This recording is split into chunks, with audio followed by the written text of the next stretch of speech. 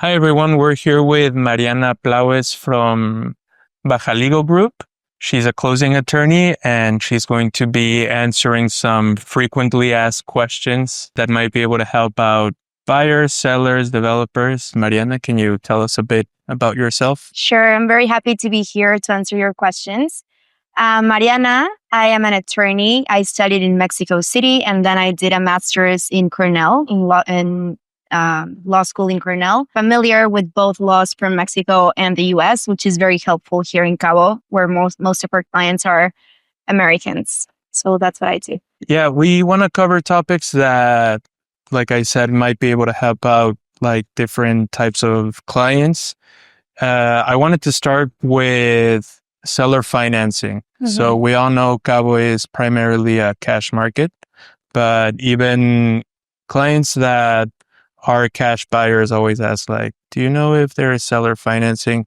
We're noticing that we're seeing more of it. So for developers, for sellers, what do you recommend they do to protect themselves, and how can this be an area of opportunity for them? Well, actually, it's a great area of opportunity because many people, even if they have the money to buy directly the property, sometimes it's better to not spend everything and to do it by installments. So there are many developers that are trying to do this. So our advice would be to select only a number of units that will be available for this and not every unit. This will also make people be more interested in buying quicker those units. So that's also a good thing. What we have been doing lately is that we ask the client to get a life insurance. And that way, if something were to happen to this client and he passed away, then the rest of the financing will be covered by this life insurance. Also, if the life insurance is denied because he's too old or something, then the financing will also be denied. So that's a way in which you can protect as a seller or developer to know if it's something that will be good for you or not in a business way. We also like to include a lot of beneficiary or assignment clauses. So in case something happens, this person is going to be responsible to continue with the payment or to be the new person in charge of the contract. So I think those things are very good ways to protect yourself and to make a good advantage of doing some financing. And most importantly is that if you're a foreigner, as an attorney, we're probably going to recommend to make a guarantee trust. So this way we can guarantee that you will make all the payments that you have to do in time. So the bank will be also involved. And if it's a national, the one that is buying, then through the mortgage. So you mentioned changing beneficiaries. It's not really something someone thinks about when they're like just getting their property. What is the process of changing beneficiaries? It's a simple process, but it does involve a lot of things that we need to do. So first of all, we need to make sure that the beneficiaries are still the same ones that you originally appointed. Okay. It's funny, but we've had cases where we've seen people that, oh, my father died, I want to do this. And turns out this person took them off the trust. It's important to make sure that everything is still in place, that you have all the documents. You contact us and we begin the process. And if this person died overseas, we're going to need the certificate of death. We're going to need that to be apostille, notarized, translated. And then we're going to start the process here in Mexico with the bank. We're going to ask a lot of information, and then they're going to do an amendment to the trust where the new beneficiaries are going to be the new the owners of the trust. When it comes to just extinguishing a fideicomiso, what are the costs and fees that come with that process? That depends entirely on the bank that you have your trust with. But generally, there's a main cost that all banks will charge, which is the notice that you need to give to the Ministry of Foreign Affairs. So as you may know, when you first buy as a foreigner, you need a permit from the Ministry of Foreign Affairs before creating your trust. So when you're extinguishing your trust, you need to let know the Ministry of Foreign Affairs that this is not going to be in use anymore. So for that, they charge approximately $300. It depends on the bank. Then they're going to charge the bank trust fees, which is approximately $1,000, give or take, depending on your bank. And then some banks ask you to ratify your instruction letter before a notary public. So if they do request that, it's going to be additional $300 approximately. So it will depend on the bank, but generally those are the main costs. Now, changing over to something a little bit, it's a bit of a general question. As a closing attorney, what have you noticed in 2025 when it comes to the real estate market, maybe specifically with appraisals? Have you noticed any trends or anything like that? Yeah, so when we started 2025, there was a lot of noise regarding appraisals because there was a new requirement that you not only needed the cadastral appraisal, which is the one that we use, but that you would also need a commercial appraisal. So commercial appraisals are more expensive. They take longer. They do not go through the authority. So it's just made by a professional appraiser. But this meant that the buyers were paying pretty large amounts considering what they used to pay. So this began being a problem. And currently, as of this day, right now, we don't have to do the commercial appraisal. We only need to keep doing the cadastral appraisal, which is the one that we used to do. However, I would advise to also do the... No, just like to be aware that maybe this regulation could change again and they could request it. So it's just important to be aware and ask constantly your attorney if this is still needed or not needed so that you're aware of the costs for your client. What have you noticed about like closings this year? This video is more to inform people. We're not really trying to sell anything. So have you noticed like there's more closings? There's a lot of stuff going on like internationally. I think definitely with the increase of the value of the dollar, we've seen more high-end closings in volume and also in amount. So we're seeing that difference. I think that there was a time here in Cabo that they built a lot. So that also caused prices to go a little bit lower. But right now, I do think everything is going back to more high-end, more expensive houses, more expensive purchases. Real estate-wise, what we see a lot in the law firm, unfortunately, we're seeing a lot of litigation, so criminal and civil litigation, because many developers are not doing what they promised to do. That's unfortunate, but that is also a trend that we are seeing lately precisely because of the same reason that they started building a lot. Many have not been able to conclude or to finish the project as they should. So clients are obviously angry and want to do something or want their money back. So that's also something that we are seeing lately. Yeah. And also that brings up the topic of the condo regime. Yeah. So sometimes, you see that construction is finished, the clients are ready for delivery, but the condo regime isn't done. So you can do it like individually per towers. Yeah. But sometimes it can stall a little the delivery of their property. So why do you think like this is becoming a big issue, or do you think like it's... I think it's been an issue always. I think the main reason why we see delays in buildings is because of the property regime. So the thing is they need to get it, or they are able to get it after they have at least 80% of the construction done. So sometimes that's why, and it takes a long time. And then if you have a strike in Catastro or Public Registry, it makes it even longer. So it is common to see, which is why a lot of developers choose to do a soft closing or granting early possession to the buyers, because that way they're going to be able to get the money and give the apartment. A lot of people do think that if they create the master regime and then for each tower, it's going to be enough just by having the master regime, but that's not true. You still need the regime of your tower. So if that's the case, if that's how the developer did it, if they divided it into sub-regimes, we're still going to need each one of them, or at least the one of the tower that you bought, because that's what we need for closing. They do try to protect themselves in their contract, saying we were going to have a grace period, but legally that's not really enforceable. I mean, if somebody wanted to we could do that, go against that before court, which is not something that anyone wants to do. But yeah, it's something super common. I do advise that when it comes to developers, that you do a good due diligence of who you're buying from, of their permits, that they do have everything in order. And if they do have everything in order, then proceed with a soft closing so that you can start enjoying your condo or getting rents or whatever you want to do with it.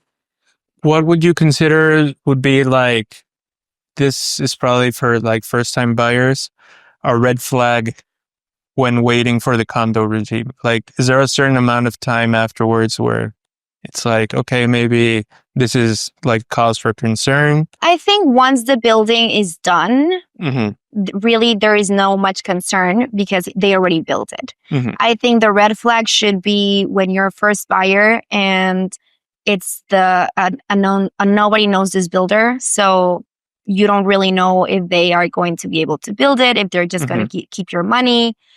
So I think the red flag should be before, because once they already built, really there wouldn't be a bigger issue to get the regime, because maybe they did something wrong, but it's something fixable in the end. So it might take a little bit longer. But really the problems that we see are when you didn't see the red flags at the beginning. Okay. Yeah. And just in case other realtors are watching, what would you recommend to them to look into before like buying from a certain developer, before advising, like basically what background should they look for, like track record, what their reputation is? They should make sure that they have a building record, that they have already built other developers, to see who are the partners of the company, if they are big companies or if it's a family company. There's nothing wrong with family companies. Sometimes they are even the best ones, but just make sure that it's not the first project, that they actually do have the funds to make sure. We've had cases where we make a due diligence and we realize that the land, they don't own the land. Yeah. So then we have all these problems, as you may know, in Intesal or other places, that then there's a lien on the land because. So I think those are the most important things. Also, it's very important to mention that Cabo mainly was ejido lands. So it's also important to make sure that it's no longer an ejido and that they made the appropriate disincorporation of that so that it's legal to buy that land. So those would be the main things. But mainly, I would always advise, even if it's not a developer, even if you're buying from another person, to make a due diligence on the property. There are many cases where they don't know something, and then you cannot really back out of the deal just because you didn't know something. So it's always better to make a due diligence before buying anything. On the topic of capital gains, could you talk a little about maybe specific capital gains strategies or overall? Capital gains is what a seller needs to pay when they are selling their property. And they are calculated upon the purchase price from when you purchased and what you're selling for. So that difference, the utility, is going to be your capital gains. A lot of people talk about strategies, and really it's just opportunities the government provides you to deduct certain things that you already paid for. So it's not really that you're tricking them or doing something different. So, for example, the commissions that are paid for real estate agents are deductible, and they do make a big difference. So when we request the capital gains study to the notary, what we need to know is, for example, the purchase price, if there's going to be a commission, and if so, what's the percentage of the commission. And if you bought your property after 2011, you should have a receipt or a factura of that purchase, which is called a CFDI.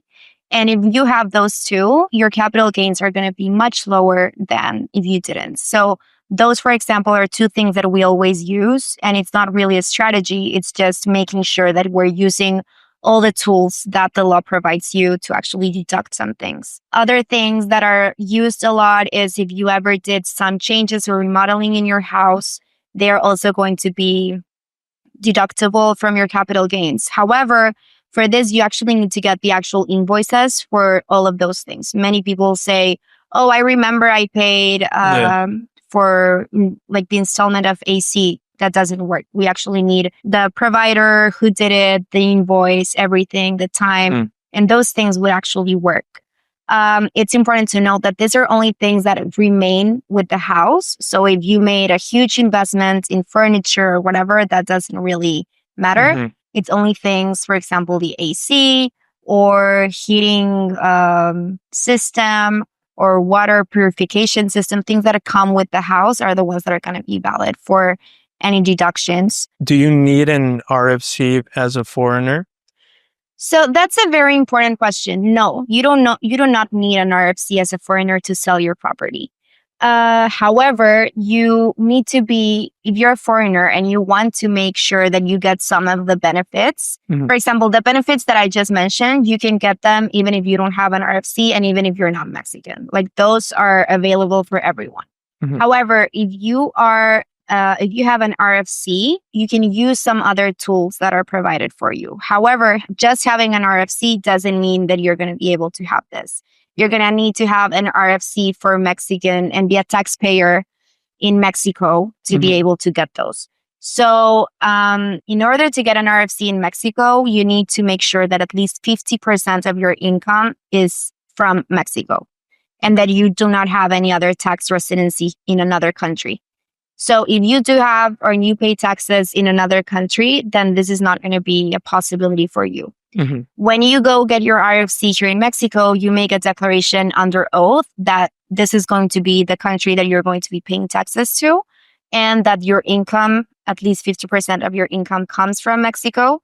So if you are lying just to to pay less, that's a crime. So it's important to make sure that having an RFC does not mean that you're going to be able to have these deductions. The ones that I mentioned are applicable for everyone. If you are a national and you have Mexican for tax purposes, then you can be able to get other deductions. Like, for example, if you haven't sold a house in several years, then you're able to also obtain another deduction. Those are tools that the government allows you to do. So you mentioned soft closings earlier. When would you recommend a soft closing is necessary? Because sometimes it can seem like an easy solution that involves a lot of risks for buyers and sellers. When would you recommend for people to actually consider it as an option? There are many cases, but I think most importantly is if there is a problem or there is a reason why the deed is going to take a little bit longer than what is expected. So, for example, when we have an assignment of rights, there are certain banks that take a long time. So generally the closing time for any property is give or take 3 months, considering that everything is okay. But sometimes we have banks that take at least 6 to 8 months to answer for an assignment of rights. So in those cases, and if the buyer, for example, wants to start using the property because they're going to be renting or because they want to start making renovations in the house or they want to move in, those are the cases that I would advise to go for a soft closing. Obviously, doing first a due diligence. We've had also some cases where the seller really needs the money. So in those cases that the seller is the one that wants to get more money sooner, then we try to do the soft closing a little bit more fair to the buyer because the buyer is not really in a rush. So in those cases, what we try to do is say, okay, but we're not going to release 80%, which is a common amount. We're going to release less.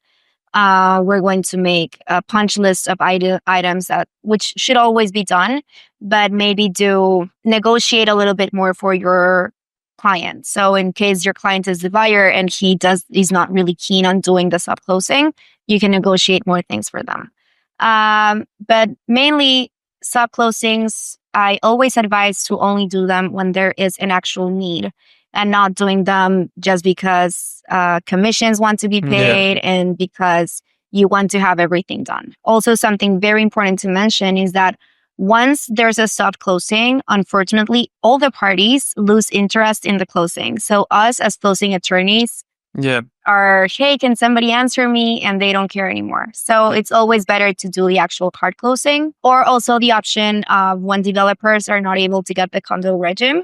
That's also a good idea to do the soft closing. Do you think there's a bigger risk for buyers than sellers when doing a soft closing? Well, we do try to make a very specific contract of who's going to bear the risk of the property.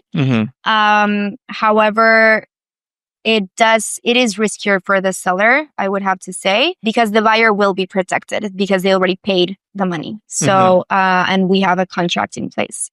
So it's going to be riskier for the seller in case something happens to the property. The risk comes for the seller. Just do soft closings when you actually need them.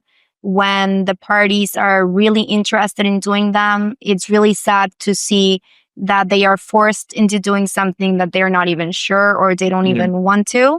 So I think those are the vital things to make sure your clients, both of them, want to do it. They are protected. They made a correct due diligence, and that you negotiated the correct things for each party. Thank you very much, Mariana, for answering our questions. If anyone else has other questions that you would like us to answer in another video, or reach out to Mariana directly, make sure to send those in. Do you have anything else you would like to add?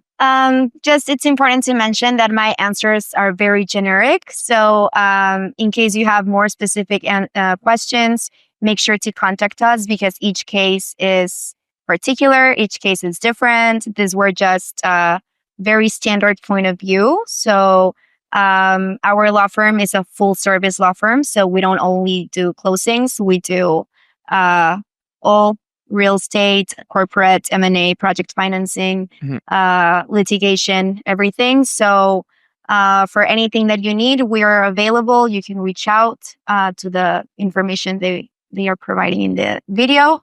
And thanks for the invite.